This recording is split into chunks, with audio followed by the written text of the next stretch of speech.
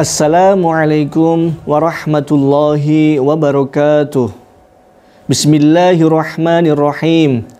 Alhamdulillahilladzi khalaqal insana fi ahsani taqwim. Asyhadu an la ilaha illallah al-malikul haqqul mubin. Wa asyhadu anna Muhammadan abduhu wa rasuluh arsalahu rahmatan lil alamin. Wa sallallahu ala sayyidina Muhammadin wa ala alihi wa ashabihi wa man tabi'ahum bi ihsanin ila yaumiddin, amma ba'du. Ma'asyiral muslimin rahimakumullah. Alhamdulillah, kita semua masih diberi kesempatan oleh Allah Subhanahu wa taala untuk bertemu, untuk berjumpa dengan bulan suci Ramadan yang mulia ini. Yang mana kita ketahui bersama bahwasanya salah satu keutamaan bulan suci Ramadan ini adalah di mana Allah Subhanahu wa taala telah menjanjikan akan tiba suatu malam yang mana malam tersebut lebih mulia daripada 1000 bulan. Apabila kita menunaikan ibadah sekecil apapun akan bernilai 1000 bulan, yaitu malam Lailatul Qadar. Ma'asyiral muslimin, para sahabat Rasulullah SAW tidak pernah senang terhadap apapun melebihi kesenangan mereka terhadap firman Allah Subhanahu wa taala mengenai keutamaan malam Lailatul Qadar yang terdapat pada surat Al-Qadar ayat ketiga. A'udzubillahi minasyaitonirrajim. Bismillahirrahmanirrahim. Lailatul Qadri khairum min alfi syahr. Shadaqallahul azim. Malam Lailatul Qadar lebih baik daripada 1000 bulan. Ma'asyiral muslimin rahimakumullah.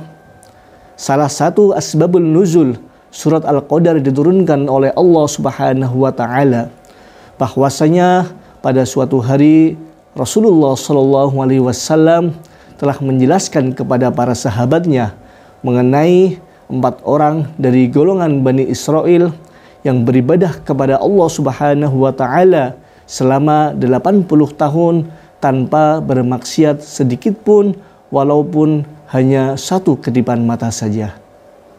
Ma'asyiral muslimin, setelah mendengarkan kisah tersebut, para sahabat terheran dan terkagum kepada 4 orang dari golongan Bani Israel tersebut.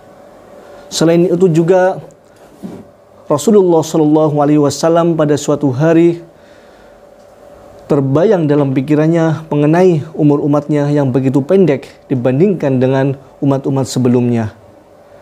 Sehingga terlantas dalam pikiran Rasulullah SAW, seandainya saja umur umatku seperti umur umat-umat sebelumnya, yaitu 100 tahun, 200 tahun, bahkan 950 tahun, pasti mereka akan lebih banyak lagi beribadah kepada Allah Subhanahu wa taala.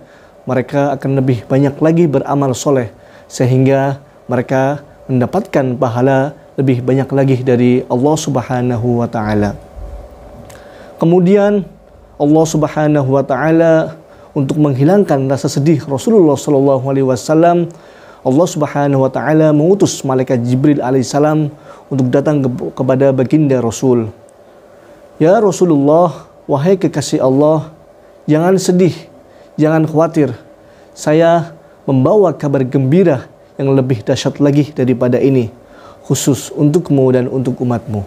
Kemudian Rasulullah SAW bertanya kepada malaikat Jibril alaihissalam, wahai malaikat Jibril, kabar gembira apa yang lebih dahsyat daripada ini?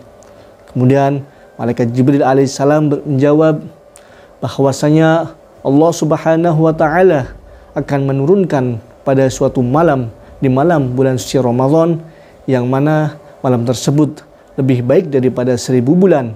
Apabila kita menunaikan ibadah sekecil apapun akan bernilai 1000 bulan. Lailatul Qadri khairum min alfi syahr, yaitu malam Lailatul Qadar yang lebih mulia daripada 1000 bulan.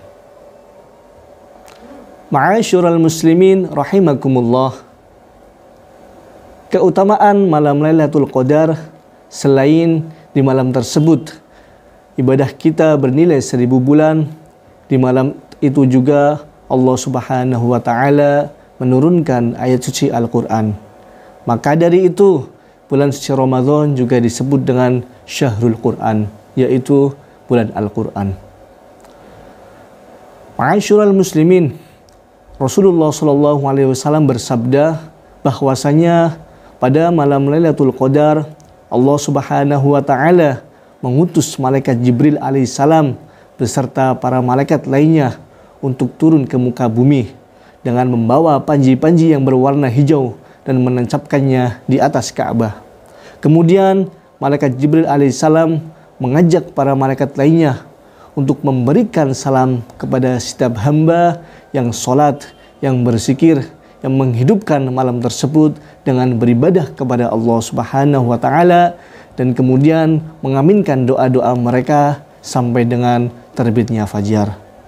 Ma'asyiral muslimin rahimakumullah, Rasulullah sallallahu alaihi wasallam juga bersabda, "Man qama lailatal qadri imanan wa ihtisaban, ghufira lahu ma taqaddama min dzambih." Barang siapa yang menghidupkan malam Lailatul Qadar dengan iman dan ikhlas karena Allah, maka Allah Subhanahu wa taala akan mengampuni dosa-dosa yang telah lalu. Hadirin, semoga kita semua diberikan oleh Allah Subhanahu wa taala untuk bisa bertemu dengan malam Lailatul Qadar sehingga kita bisa mengerjakan amal soleh untuk wasilah kita bisa masuk ke surganya Allah Subhanahu wa taala.